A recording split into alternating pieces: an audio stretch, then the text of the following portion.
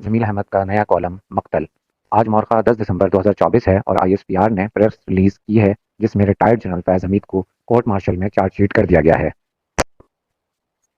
इनके ऊपर इल्ज़ाम है कि उन्होंने टॉप सिटी हाउसिंग सोसाइटी में अपने सरकारी असर रसूख का इस्तेमाल किया है और दूसरी जानिब एक सियासी पार्टी के लिए भी अपना असर रसूख का वाज़ेह और नाजायज़ इस्तेमाल किया है। वादियों नज़र में ये इल्ज़ाम नहायत मामूली हैसियत के हैं, मगर इन अमूर से पाकिस्तान और पाक फौज की साख को गैर मामूली नुकसान हुआ है।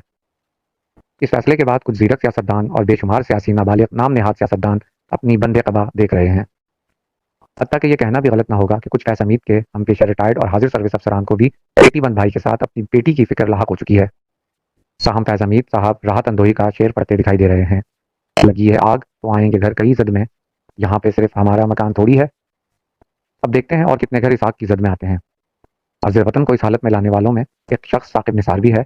ये वही शख्स है जिसकी ऑडियो आजकल सोशल मीडिया में फोरेंसिक के साथ मौजूद है। साबिक chief of army staff general Bajwa भी इस सारी जुबों हाली में बराबर के जिम्मेदार हैं। अगरचे जनाब मन अपनी गलतियों का कफारा अदा करने के लिए पर तोल रहे हैं, यानी उनके बाद हम आपका वाह बनने में देर नहीं लगेगी। रही बात इस सियासी पार्टी की जिसके लिए फैज़ हमीद साहब अपने सरकारी असर रसूख इस्तेमाल कर रहे थे, वो पार्टी तो पहले ही 9 मई के बाद से एक डब्बा पार्टी बना दी गई है।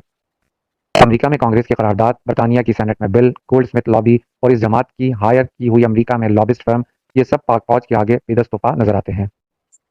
एक नाम तो अभी बाकी है जो इन सब के पीछे बहरहाल तीर के कमान की तरह मौजूद था।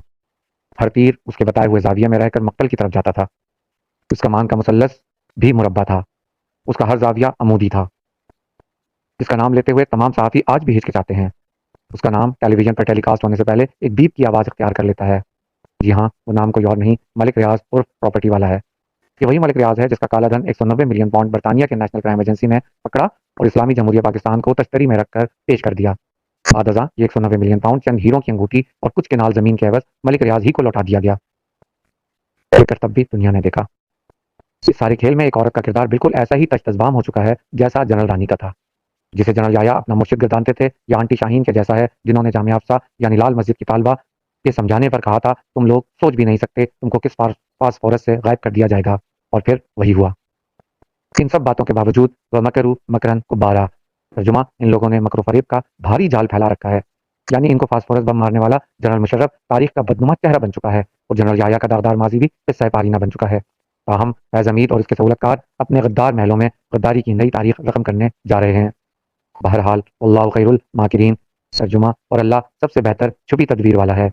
जमील अहमद।